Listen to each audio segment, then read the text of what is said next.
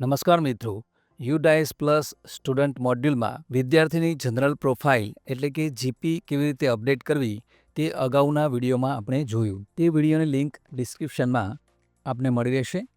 આજે આપણે આ વિડીયોમાં વિદ્યાર્થીના ઈપી અને એફપી એટલે કે એનરોલમેન્ટ પ્રોફાઇલ અને ફેસિલિટી પ્રોફાઇલ તે કેવી રીતે અપડેટ કરવું તેના વિશે જાણકારી મેળવીશું. તો સૌપ્રથમ આપણે યુડાયસ પ્લસ સ્ટુડન્ટ મોડ્યુલમાં લોગિન કરી લઈશું. લોગિન માટે શાળાનો યુડાયસ કોડ એન્ટર કરીશું. ત્યારબાદ પાસવર્ડ એન્ટર કરીશું અને કેપ્ચા કોડ એન્ટર કરીશું અને લોગિન પર ક્લિક કરીશું. ત્યારબાદ કરંટ એકેડેમિક યર 2024-25 તેના પર ક્લિક કરીશું. સ્કૂલ ઇન્ફોર્મેશનને ક્લોઝ કરીશું. હવે આપણી સમક્ષ સ્કૂલ ડેશબોર્ડ આવશે. તેમાં ધોરણવાર શાળાના વિદ્યાર્થીઓની સંખ્યા દર્શાવેલી હશે. તેમાં જે ધોરણના વિદ્યાર્થીઓના ઈપી અને એફપી અપડેટ કરવાના હોય તેની સામે આપેલું બટન વ્યૂ અને મેનેજ તે બટન પર ક્લિક કરીશું. ત્યારબાદ તમારી સમક્ષ જે તે ધોરણના વિદ્યાર્થીઓની યાદી ખુલશે. સ્ટુડન્ટ આધાર વેરીફાઈડ એટલે કે જે વિદ્યાર્થીઓના આધાર વેરીફાઈડ થયેલા છે તે વિદ્યાર્થીઓના નામની સામે આ રીતે ગ્રીન કલર ટિક માર્ક કરેલું આવશે. તમે યાદીમાં જોઈ શકો છો કે વિદ્યાર્થીના નામની સામે ગ્રીન ટિક માર્ક કરેલું છે, મતલબ કે તે વિદ્યાર્થીઓનો આધાર વેરીફાઈડ છે.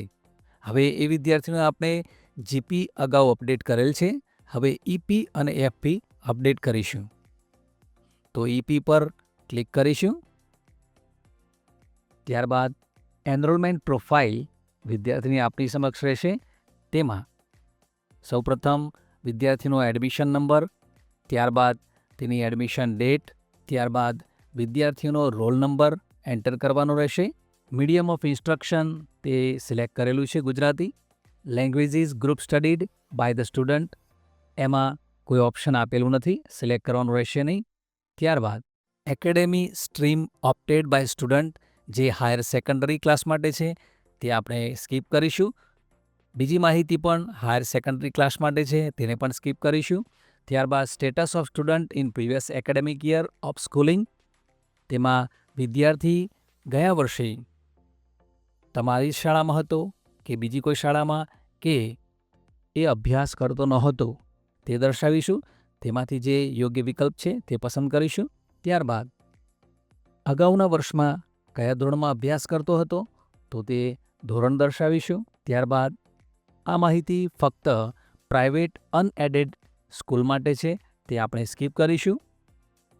અને next in the previous class studied result of the examination તેમાં 3 ઓપ્શન આપેલા છે: promoted passed, not promoted, not passed, repeater, promoted passed without examination. તેમાંથી જે યોગ્ય વિકલ્પ છે તે પસંદ કરીશું. ત્યારબાદ અગાઉના વર્ષમાં તેને કેટલા પર્સન્ટેજ મેળવ્યા છે તે પર્સન્ટેજ દર્શાવવાના છે.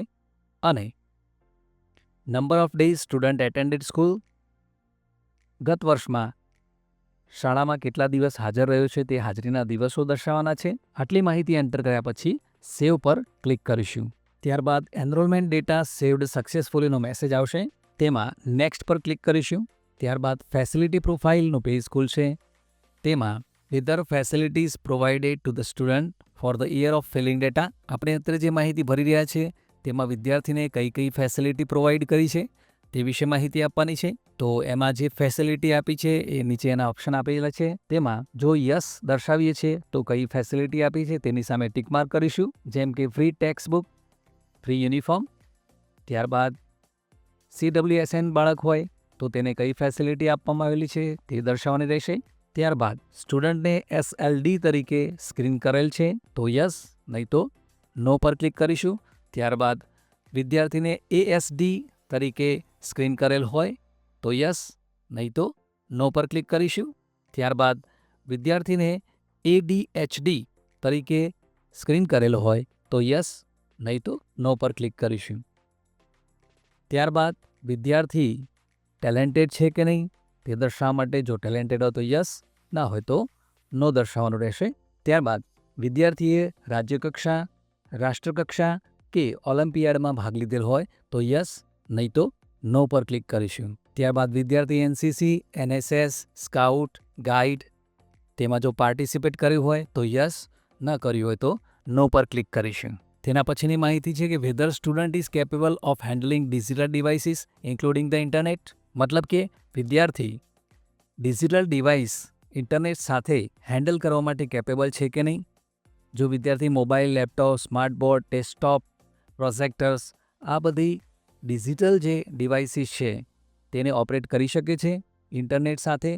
જો કરી શકતા હોય તો યસ, ન કરતા હોય તો નો દર્શાવવાનું રહેશે. ત્યારબાદ વિદ્યાર્થીની ઊંચાઈ સેન્ટીમીટરમાં તે એન્ટર કરવાનું રહેશે અને વિદ્યાર્થીનું વજન કિલોગ્રામમાં તે એન્ટર કરવાનું રહેશે. ત્યારબાદ વિદ્યાર્થીનું ઘર શાળાથી કેટલા અંતરે છે તે દર્શાવવાનું રહેશે. ત્યારબાદ મધર, ફાધર કે લીગલ ગાર્ડિયન જેનું હાઈએસ્ટ એજ્યુકેશન હોય તે એજ્યુકેશન દર્શાવવાનું રહેશે. અને ત્યારબાદ સેવ પર ક્લિક કરીશું. ત્યારબાદ facility data has been saved સક્સેસફુલીનો મેસેજ આવશે. તેમાં નેક્સ્ટ પર ક્લિક કરીશું. હવે છેલ્લે તમારી સમક્ષ પ્રોફાઇલ પ્રિવ્યૂ તેનું પેજ ખુલશે. આ માહિતીને ચેક કરી લેશો. જો માહિતી બધી જ બરાબર હોય તો છેલ્લે કોર્નરમાં કમ્પ્લીટ ડેટા આપેલું છે તેના પર ક્લિક કરીશું. તમારી સમક્ષ એક પોપઅપ મેસેજ ખુલશે. Are you sure you want to complete the data. જો ડેટા કમ્પ્લીટ હોય તો ઓકે પર ક્લિક કરીશું અને ત્યારબાદ ડેટા કમ્પ્લીશન ઇઝ કમ્પ્લીટનો મેસેજ આવશે. આ જ રીતે બીજા વિદ્યાર્થીની માહિતી અપડેટ કરવા માટે નેક્સ્ટ સ્ટુડન્ટ પર ક્લિક કરીશું. ત્યારબાદ આપણે સ્કૂલ ડેશબોર્ડ પર ફરીથી જઈશું અને વ્યૂ મેનેજ પર ક્લિક કરીશું. અને જે વિદ્યાર્થીનું આપણે ઈપી અને એફપી અપડેટ કર્યું છે તેની સામે તમે જોઈ શકો છો કે ઈપી અને એફપી કમ્પ્લીટ થયેલ છે અને એન્ટ્રી સ્ટેટસમાં તમે જોઈ શકો છો કે તેની સામે કમ્પ્લીટેડનો મેસેજ આવેલ છે. તો આ રીતે તમામ વિદ્યાર્થીઓને આપણે ઈપી અને એફપી અપડેટ કરી શકીશું. તો મિત્રો આ અંગે કોઈ પણ પ્રશ્ન હોય તો કોમેન્ટમાં જરૂરથી જણાવશો. આભાર મિત્રો.